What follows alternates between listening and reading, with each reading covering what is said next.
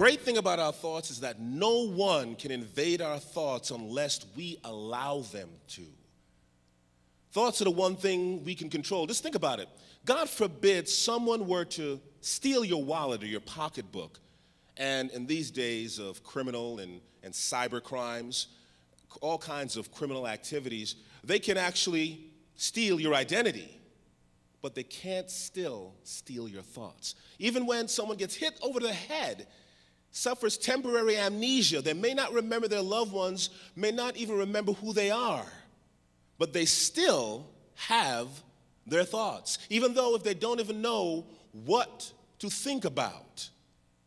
Whatever they do think about, eventually, are their thoughts and their thoughts alone. Paul said, when I was a child, I did childish things, but when I was a man, I gave up childish things, and he did things as a man. Oliver Wendell Holmes has a wonderful quote, one of my favorite quotes. It says, man's mind, once stretched by a new idea, never regains its original dimension. As we grow in our thoughts and we grow as individuals, we need to maintain and remember one thing.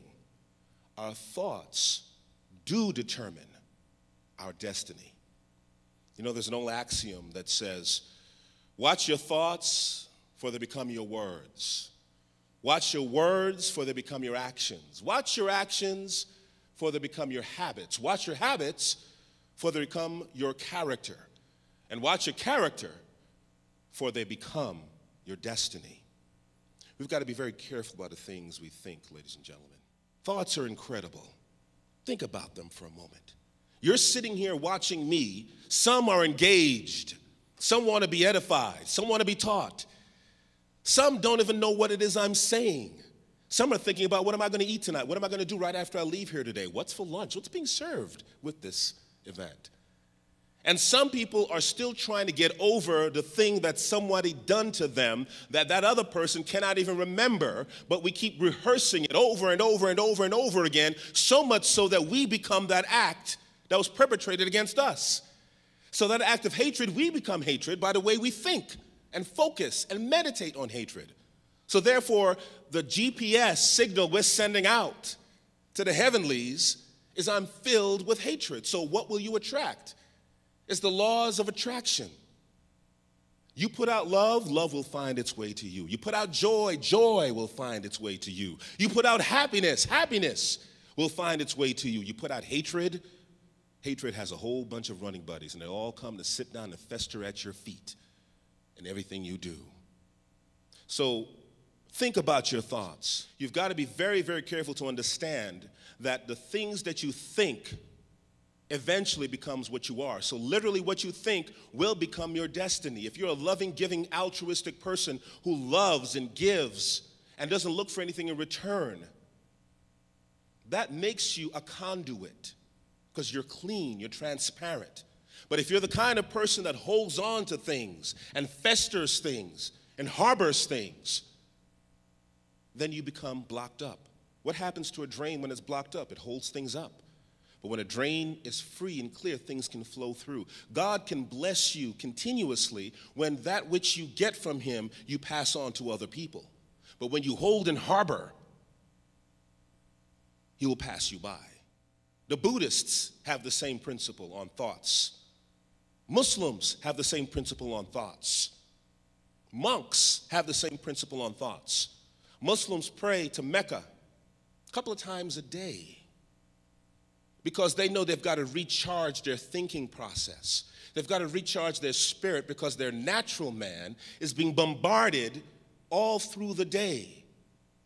So what they need to do is to be able to put the natural man on pause and fortify their spirit. So unless at the end of the day you spend some time in prayer and meditation and in the Word to clean out your spirit and saturate and fortify it with the Word and the Spirit of our living, loving, forgiving, perfect God, what you're doing is creating a lot of clutter. It's a vacuum cleaner bag that you never empty. It just keeps collecting and collecting, and then the suction or its ability to take in that which it should take in is now compromised.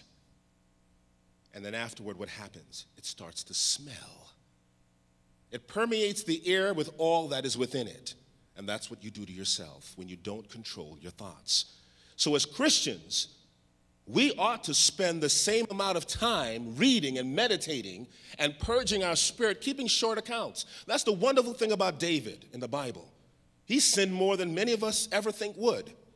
But the great thing about David that made him so phenomenal in the eyes of God is that David kept short accounts with God. As soon as David sinned and he messed up, David was on his knees, that day at least. And David just didn't say, oops, my bad, I'm sorry, God. David would write a heartbreaking love song of repentance and sorrow to God. And that is what moved God, and it purged his spirit. And he forgave, and God forgave him. Do you know what the #1 killer in this country is?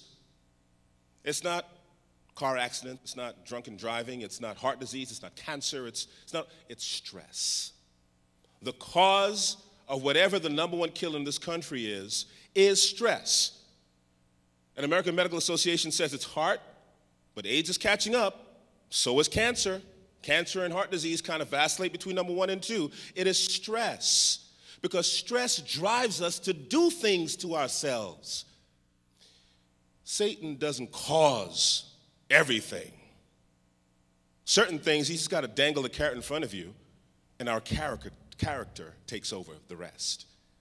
So if Satan gets you stressed out over your lack of self-worth, low self-esteem, the fact you hate your boss and you spend 8 hours out of the day at your job and you hate going there every single day, being away from your family, and when you get home, you're at your very worst. You treat your family poorly, you treat yourself poorly. So now what do? We self-indulge to please our flesh. All the foods, the processed foods, the sugars, the salts, the gravies, the sodas, the syrups, we consume all of that stuff to the detriment of our bodies. So you really want to see your destiny changed? You want to see wonderful things happen in your life? Change your thought process. Change the way you see things. Change the way you process things. Take a different route to the same destination. Don't just greet somebody with a phony, hey, how you doing, what's going on? What was your name again? And how do you pronounce that? Great. Say the name again. Yeah, okay, well, good to meet you. Thank you. Good to really meet you. You know, I like those shoes. I like your hair. Say something complimentary. Try, if you can, every single day to say something complimentary to someone. I don't mean flatter aimlessly, just for the sake of, but say something sincerely positive to somebody to leave a legacy in each and every day that you are here on this planet and blessed here. Because right now in a hospital room, there is someone who wishes they can trade spaces with you. They want to remove the IVs, the oxygen mask, all the tubes, just to sit where you're sitting right now, with your family, with your spouse and kids, with the job you claim you hate so much. They just wish they had one more day of normalcy. Stop taking things for granted. Get over yourself. Get over the things that you're dealing with. Start thinking, you know what? How would I live this life if I had 15 more days left on this planet? It doesn't mean you've got to live it vicariously and carelessly and whimsically.